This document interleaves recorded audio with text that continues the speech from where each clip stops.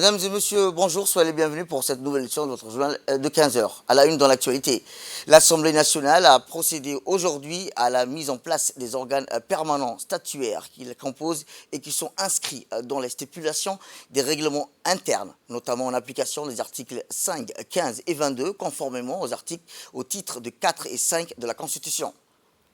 Intervenant une semaine après la convocation de la séance d'admission des députés, les membres de la 9e législature de l'élection du bureau de l'Assemblée nationale, la plénière d'aujourd'hui, conduite par le président de l'Assemblée nationale, M. Dileta, Mohamed Dileta, portait sur la haute cour de justice et la mise en place des commissions. Après rappel des dispositions fondamentales, régulant pareille séance, l'hémicycle a tout au long du déroulé des activités échangé et délibéré sur la composition des membres du bureau de la Haute Cour de justice, puis des commissions permanentes, composantes essentielles de la légitimité et au rythme parlementaire.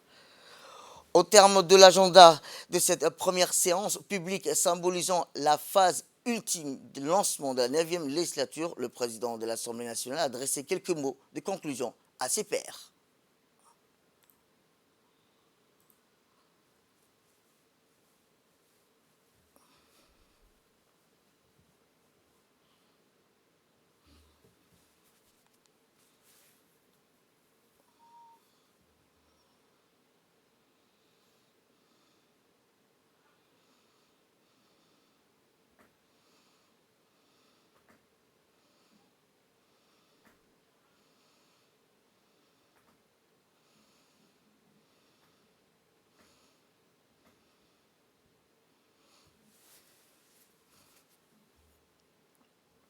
Eh bien, lors de cette première séance, le président de l'Assemblée nationale, M. Dileta Mohamed Dileta, a fait une proposition pour élire les membres qui vont constituer le bureau de la Haute Cour de justice au Parlement.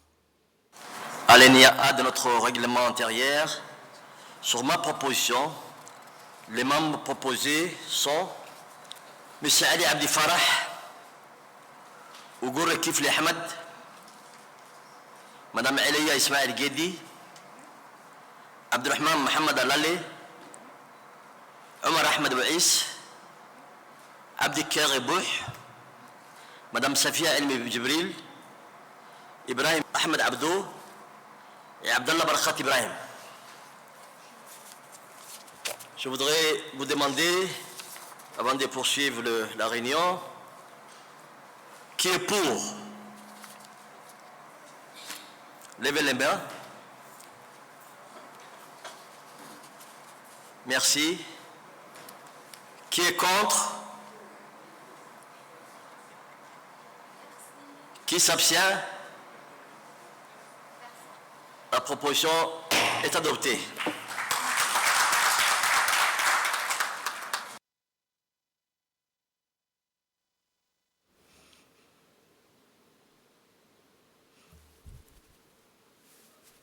Ensuite, la proposition du président de l'Assemblée nationale, M. Dileta Mohamed, approuvée à l'unanimité par l'ensemble des parlementaires de l'hémicycle. Et enfin, les membres du bureau de la Haute Cour de justice qui ont été élus ont prêté serment devant les membres de l'Assemblée nationale en vue de mener à bien leurs fonctions.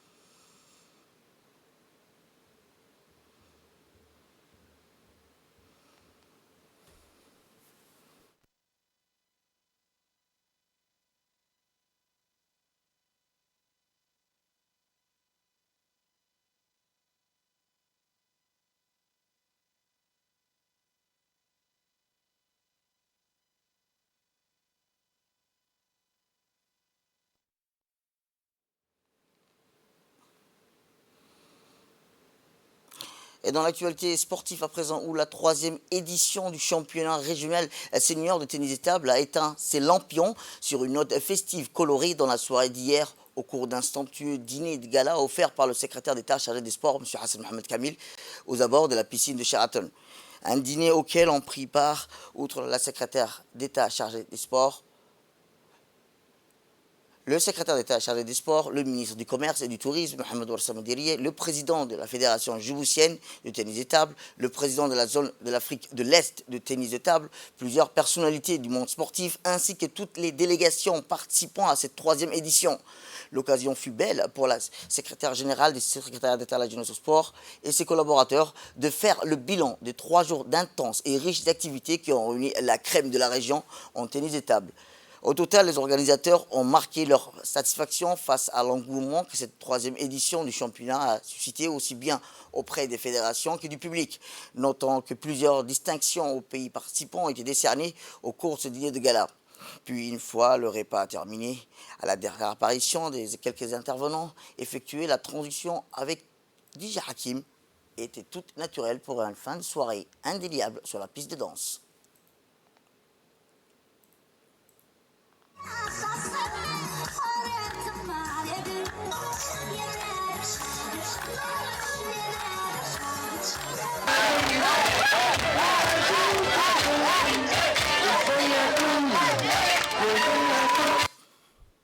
Eh bien, voici ces quelques réactions recueillies par notre équipe lors du dîner de gala offert par le secrétaire d'État chargé des sports, M. Hassan Mohamed Kamil.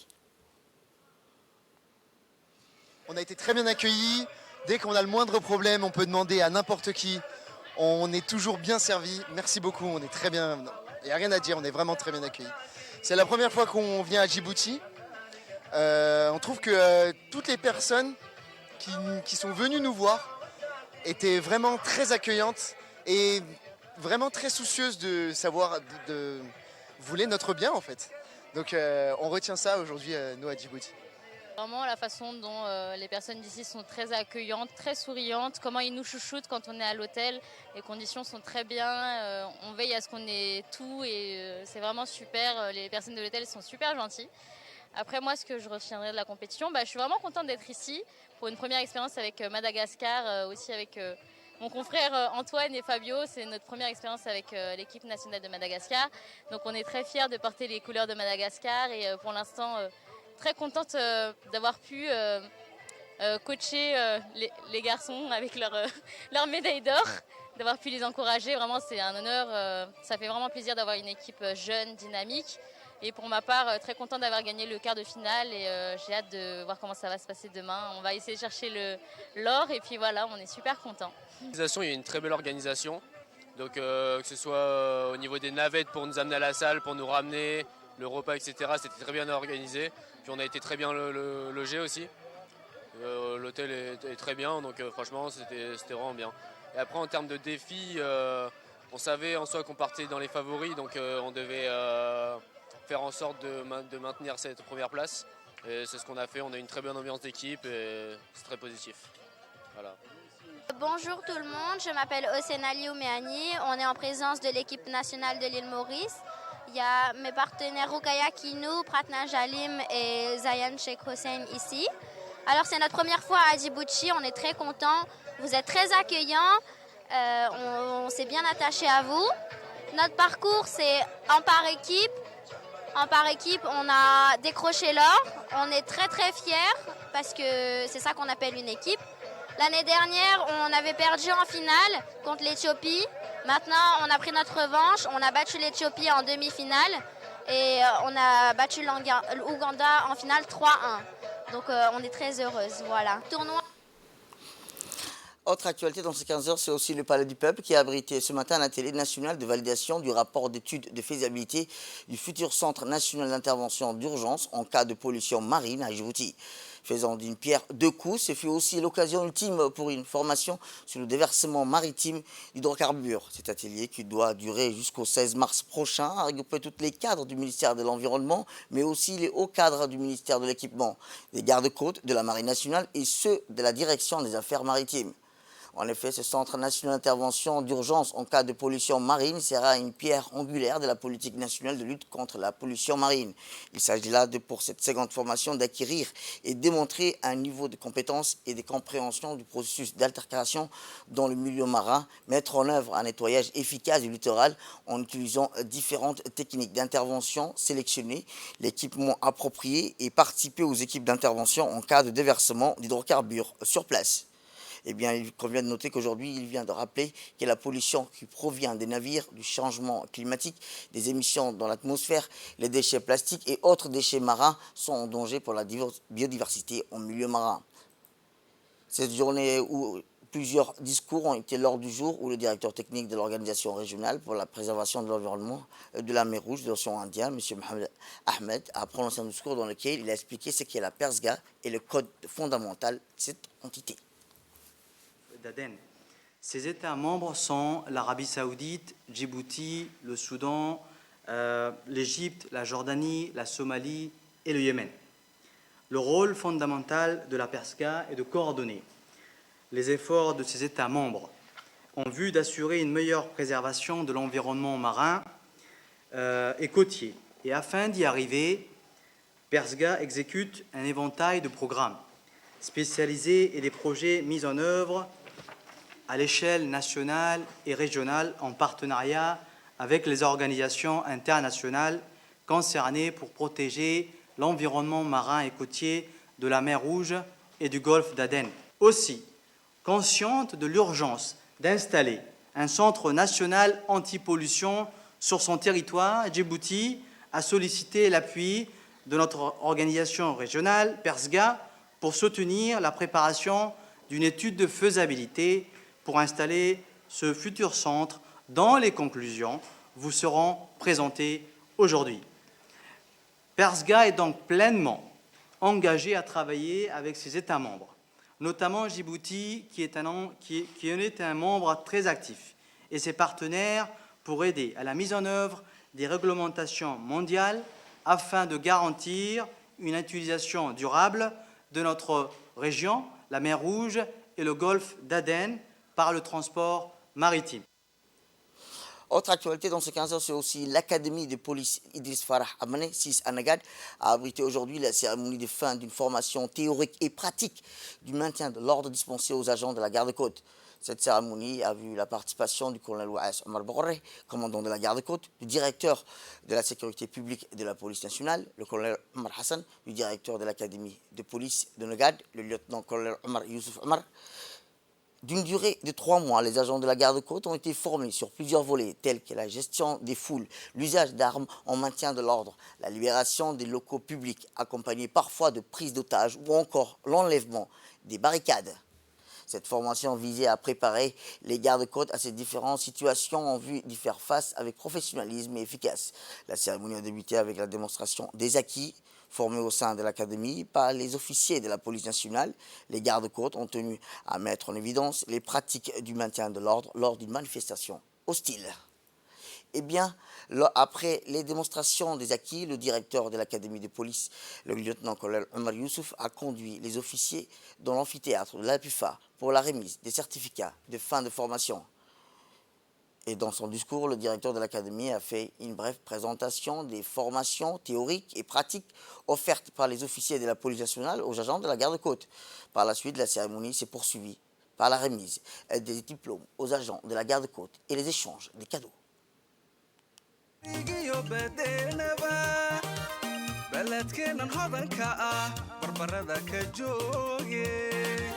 halkii looga baahdiyo bartacadu ku dhuuntaba bayda u dhigaaye u badheedhayaanahay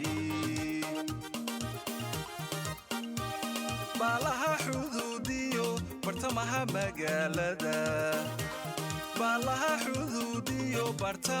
magaalada cadowba hosha uu galo kuwa beegsanaaye inayna caburburiyaan oo tababaranahay baalaha xuduudiyo bartamaha magaalada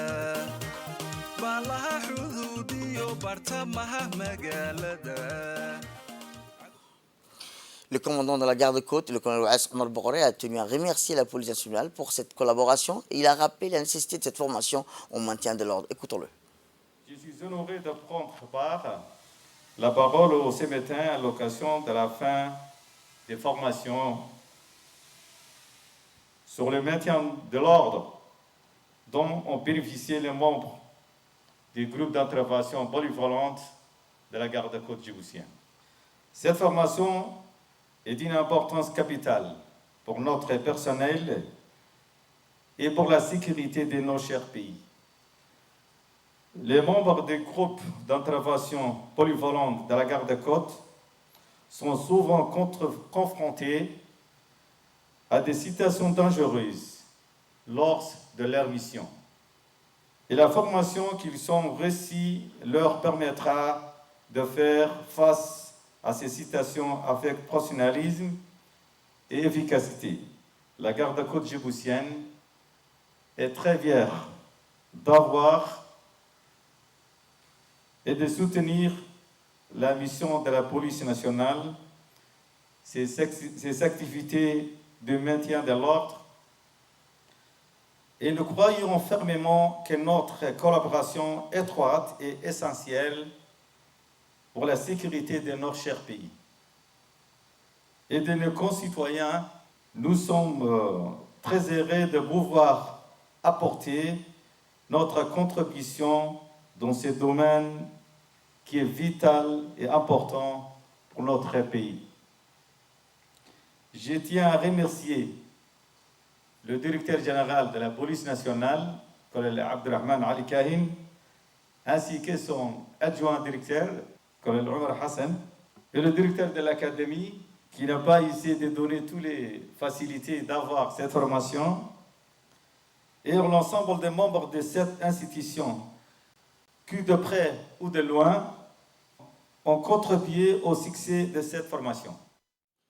De son côté, le directeur de la sécurité publique de la police nationale, le colonel Omar Hassan, qui a clôturé la série des discours, a félicité les agents de la garde-côte pour leur assiduité et leur sérieux durant cette formation. Je voudrais vous indiquer que la formation du personnel constitue une excellente opportunité pour acquérir des connaissances et des compétences professionnelles. En effet, c'est le premier élément pour parvenir à une efficacité lorsque nous sommes dans l'exercice de nos fonctions. Le premier élément, c'est la formation. Le deuxième élément, c'est l'acquisition des moyens adéquats. Et quand on parvient à réunir ces deux éléments, on peut accomplir nos missions dans les meilleures conditions. L'objectif final de nos institutions, c'est de garantir la sécurité des personnes et des biens de manière efficace.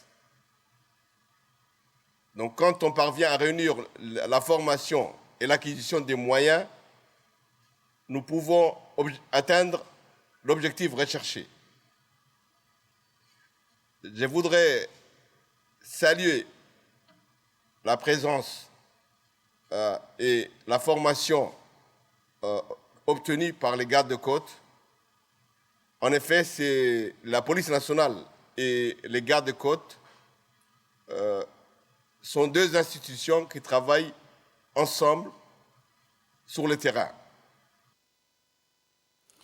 Autre actualité, le ministère de la Jeunesse et de la Culture a organisé hier un après-midi de découverte à bord du Logo Hop, la plus grande bibliothèque flottante du passage à Djibouti en faveur de dizaines de jeunes. C'est dans l'objectif de partager les trésors du Logos Hop qui ces jeunes venant de plusieurs centres de développement communautaire ont été invités à bord. Ils ont pu ainsi découvrir la librairie, faire des achats et venir à la rencontre de l'équipage composé de plus de 60 nationalités du monde. Véritable architecture flottante, Logos Hop affiche 132 mètres de long, 9 pans et peut accueillir plus de 10 000 personnes. Mais les voyageurs s'est terminé depuis son rachat et sa réhabilitation par l'ONG allemande en 2004. Le bâtiment est devenu la plus grande librairie du monde, avec pour mission l'acheminement des livres là où ils se font trop rares. Le Logo Hop, ce ferry converti en foire du livre flottant, parcourt les mers de la planète pour donner une présence aux livres et là où il reste difficile d'accès est arrivé à Djibouti il y a quelques jours.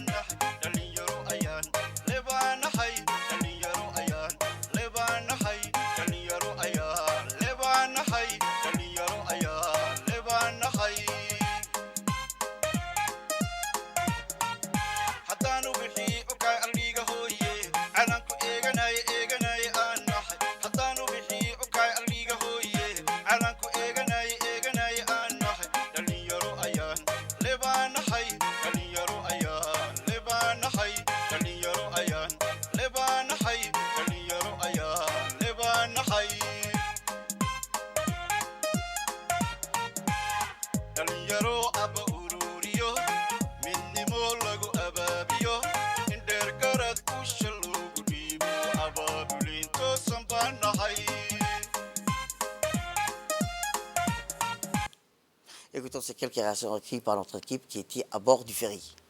Liban Mohamed Ahmed du CDC d'Anguilla. Cet après-midi, on a visité la bibliothèque flottante qui a pour nom Logo Ops. Et on a passé des bons moments et nous remercions le ministère de la Jeunesse et de la Culture.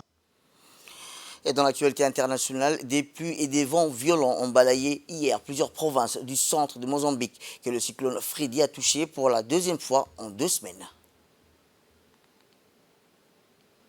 Eh bien, selon les autorités, des organismes, l'aide des images satellites montrent que Freddy en passe de devenir le cyclone tropical le plus long jamais enregistré à de nouveau toucher terre près de la ville portuaire de Koliam. Les autorités ont prévenu vendredi que plus d'un demi-million de personnes étaient exposées aux ravages. Des pluies allant jusqu'à 400 mm sont attendues dans les prochains jours, le double des précipitations mensuelles habituelles. C'est la fin de cette édition. Merci à vous de nous avoir suivis. Restez avec nous pour la suite de nos programmes télévisés. Le programme continue sur Télé Djibouti.